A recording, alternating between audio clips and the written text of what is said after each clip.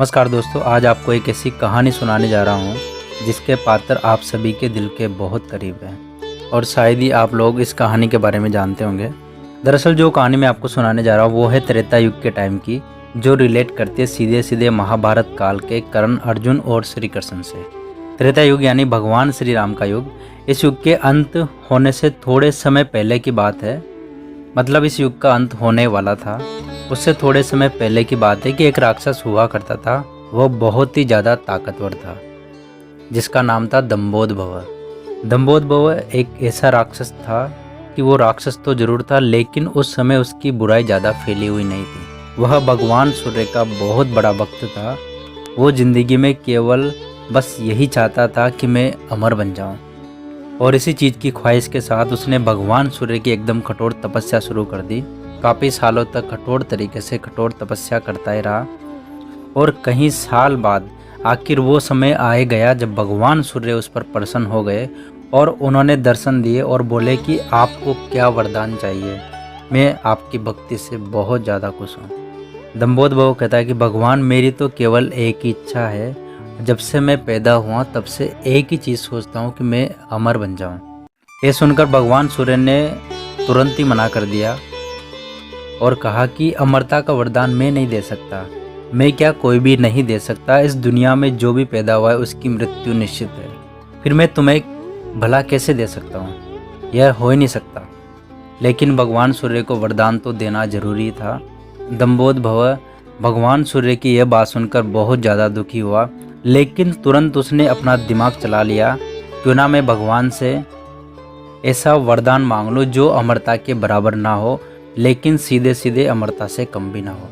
तो उसने भगवान सूर्य से कहा, चलो ठीक है, अगर आप अमरता का मुझे वरदान नहीं दे सकते तो मुझे आप यह वरदान दे दीजिए कि मेरे शरीर में आप 1000 कवच लगा दीजिए, ऐसे कवच जो दुनिया के सबसे ज़्यादा ताकतवर ढाल हो, और हर एक कवच को निकालने के लिए एक मनुष्य को कम से कम 1000 साल तक मुझसे लड़ाई करनी पड़े, और जैसे ही 1000 साल हो जाए और वो कवच को निकाले, ठीक उसी समय उसकी मृत्यु हो जाए। तो भगवान ये सुनकर बहुत ही ज़्यादा सोच में पड़ गए कि ये वरदान तो बड़ा ही खतरनाक हो जाएगा, और यह वरदान अगर इसको मिल गया तो कहीं ना कहीं अमरता के बराबर है। लेकिन भगवान सूर्य को अपनी बात पर दृढ़ रहना था। उन्होंने बोला था कि मैं अमरता का वरदान तो नहीं दे सकता, लेकिन तुम्हें कुछ और वरदान देने के लिए पूरी तरह से तैयार हूँ। और 1000 कवच उसके शरीर में मानो ऐसे फिट हो गए, यानी कि उससे युद्ध लड़ना बिल्कुल इम्पॉसिबल था। भगवान सूर्य ने उसको वरदान दिया और अपने स्थान पर चले गए। इस वरदान के बाद दंभोदभव में घमंड आ गया और वह इस शक्ति का दुरुपयोग करने लग गया। अब वो पूरी तरह से राक्षस बन गया था और वो इस शक्ति का दुरुपयोग करने लग गया। अब वो पूरी तरह से राक्षस बन गया और वे सभी पर अत्याचार करने लग गया। पशु पक्षी, देवी देवता, मनुष्य सभी पे अत्याचार करने लग गया, और उसकी यही शक्ति उसे क्रूरता की ओर ले गई। वो जिस पर भी प्रहार करता उस प्राणी की मृत्यु हो जाती। ऐसा काफ़ी समय तक चलता रहा। इस दुनिया में सभी जितने भी प्राणी थे सब यही प्रार्थना करने लग गए कि इसकी मृत्यु हो जाए कैसे भी करके। एक तरफ तो इसका अत्याचार चल ही रहा था, एक तरफ जो राजा दक्ष थे उनकी एक बेटी थी जिसका नाम था मूर्ति। मूर्ति की शादी भगवान ब्रह्मा के एक मानस पुत्र के साथ हुई, और जब मूर्ति की शादी हुई तो उसने देखा कि पृथ्वी पर तो बहुत ही गलत तरीके से अत्याचार हो रहा है, और ये राक्षस तो लोगों के साथ बहुत ही क्रूरता के साथ अत्याचार कर रहा है। जिसको 1000 कवच मिलने के बाद, जिसका नाम अब सहरसा कवच हो चुका था, क्योंकि उसके शरीर में 1000 कवच थे। तो मूर्ति ने ठान लिया कि अब इसका अंत होना बहुत ज़रूरी है, नहीं तो धरती माता को बहुत ज़्यादा कष्ट पहुंचेगा आने वाले समय में। तो वे भगवान विष्णु की तपस्या में लग गई, और भगवान ने कहा कि मैं बहुत ही भली भांति तरीके से जानता हूँ कि तुम किस लिए तपस्या कर रहे हो, बताओ मैं तुम्हारी क्या इच्छा पूरी कर सकता हूँ। तो मूर्ति ने कहा कि जो सहस्रा कवच है उसकी मृत्यु हो जाए। ठीक है, अगर आप यही चाहते हो तो उसकी मृत्यु हो जाएगी, मगर एक बात जान लीजिए, मैं आपको वरदान देता हूँ, इसकी मृत्यु के लिए केवल आप ही जिम्मेदार रहेगी, यानी कि केवल आपकी वजह से इसका वध होगा। यह कहकर भगवान सूर्य अपने स्थान पर चले गए। मूर्ति यह सब सुनकर बहुत ही ज़्यादा खुश थी। कुछ सालों बाद मूर्ति के 2 जुड़वा बेटे हुए, नर और नारायण। माना जाता था कि नर और नारायण भले ही 2 शरीर थे, लेकिन उनकी आत्माएं दोनों की एक थी। दोनों में से एक जो कुछ भी सोचता उसको दूसरा पूरा करता था। जैसे कि नर जो कुछ भी सोचते उसको नारायण पूरा करते थे, और नारायण जो कुछ भी सोचते थे उसे नर पूरा करते थे। जिसे देखकर सब लोग यही कहने लगे कि दोनों अटूट है, यह दोनों एक दूसरे के बिना नहीं रह सकते, इन दोनों को अलग करना इम्पॉसिबल है। एक समय की बात है, जब नर और नारायण दोनों बद्रीनाथ में पूजा पाठ कर रहे थे, तो यह दोनों भगवान शिव के बहुत बड़े भक्त थे। उस समय सहस्रा कवच वहां पे आ पहुंचा और बिना मतलब के लोगों के ऊपर, जानवरों के ऊपर अत्याचार करने लगा, बिना मतलब के उन्हें मारने लगा। और यह बात जब नर और नारायण को पता चली, तो उसमें से जो नारायण थे वो वहां से उठकर चले गए और नर तपस्या में लीन थे। नारायण ने देखा कि यह तो बहुत ही गलत हो रहा है और बहुत ही गलत तरीके से आतंक मचा रहा है, मैं इसे रोकने के लिए जाता हूँ। तो नारायण ने सीधे सीधे युद्ध के लिए सहस्रा कवच को ललकार दिया।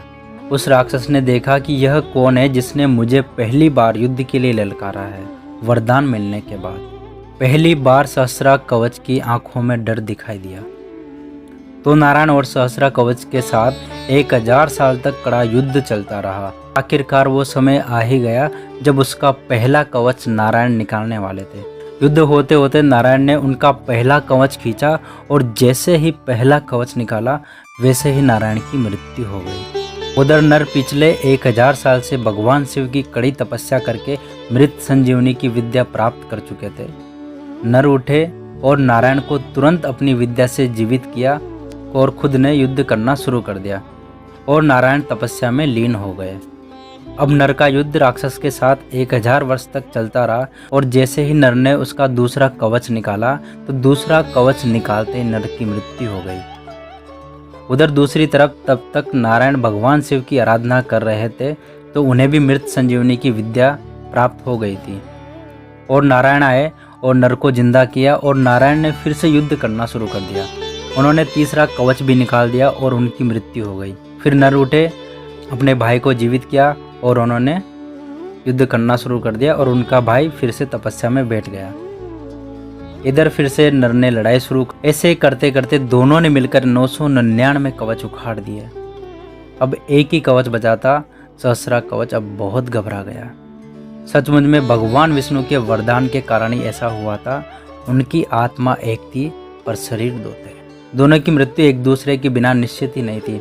वह समझ गया था कि ऐसे तो मैं जीत नहीं पाऊंगा, अब केवल सूर्य भगवान ही मुझे बचा सकते हैं। तो वहाँ से भागते हुए सूर्य भगवान जी के पास पहुँचा और सूर्य भगवान की शरण ले ली। अब सूर्य भगवान, जो कि बहुत दयालु थे, उन्होंने कहा कि ये मेरा भगत है, इस तरह से मेरी शरण ले रहा है। तो सूर्य भगवान ने उस राक्षस को अपने अंदर समा लिया। नर और नारायण को जब ये बात पता चली कि सूर्य भगवान ने एक राक्षस को अपने अंदर समा लिया है, तो उनको बहुत बुरा लगा। पहले तो वो ये बोले कि हमें लौटा दीजिए, हमें इसका अंत करना बहुत ज़रूरी है पृथ्वी की भलाई के लिए।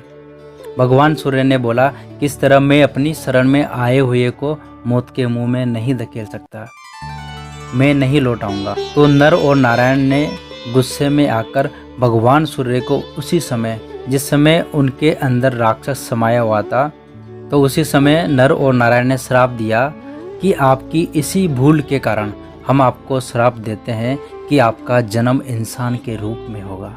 जैसे नर और नारायण भगवान सूर्य को श्राप दिया, वैसे ही एक युग का अंत हो गया। इधर श्राप मिला था जब राक्षस भगवान सूर्य के अंदर समाया हुआ था। भगवान सूर्य का जन्म हुआ किसके रूप में? सूर्य पुत्र कर्ण के रूप में, जो कि भगवान सूर्य का ही हंस था। और यही कारण है कि कर्ण के पास बचपन से ही जब वो पैदा हुए थे तो कवच और कुंडल उनके शरीर में थे। ये वही कवच है जो उस राक्षस का था।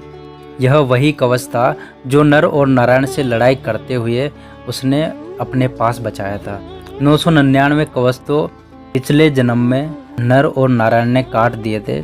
जो एक कवच बचा था वो उसी समय भगवान सूर्य के अंदर प्रवेश कर लिया था और भगवान सूर्य को उसी टाइम पर श्राप मिला था कि वो इंसान के रूप में जन्म लेंगे। जब कर्ण का जन्म हुआ तो कर्ण के अंदर 2 लोगों का अंश था, एक राक्षस वही सहस्रा कवच और दूसरा सूर्य देव भगवान। सूर्य भगवान होने की वजह से कर्ण इतना बड़ा दानवीर, इतना अच्छा इंसान बना, लेकिन कर्ण के अंदर उसी राक्षस का भी अंश था। इसी वजह से कर्ण हमेशा गलत के साथ खड़ा रहा, क्रूरता के साथ, और गलत के साथ मिलकर ही लड़ाई की। और जब अगला जन्म हुआ नर और नारायण का, तो अर्जुन नर और भगवान श्री कृष्ण के रूप में नारायण का हुआ। श्री कृष्ण ने इंद्रदेव से कहकर ब्राह्मण का वेश बनवाकर कवच कुंडल निकलवा दिया। नारायण की वजह से कर्ण का कवच निकाल दिया गया। तो आप लोगों को अच्छे से पता है कि भगवान श्री कृष्ण के कहने पर इंद्रदेव ने कैसे कर्ण से कवच कुंडल दान में मांगे थे। जब कवच निकाला गया तो अर्जुन के द्वारा कर्ण का वध कर दिया गया। इस प्रकार सहस्रा कवच के 1000 कवच खत्म हो चुके थे। तो इस प्रकार से सहस्रा कवच का तब से लेकर अब तक की सिचुएशन में आखिरकार पूरी तरह से अंत हुआ था। तो यह थी कहानी कर्ण और अर्जुन के पिछले जन्म की। तो दोस्तों, अगर आपको वीडियो पसंद आया तो वीडियो को लाइक करें और कमेंट कर हमें बताएं कि आपको कहानी कैसी लगी। और अगर आप पहली बार हमारे चैनल पे आए हो तो हमारे चैनल को सब्सक्राइब करें।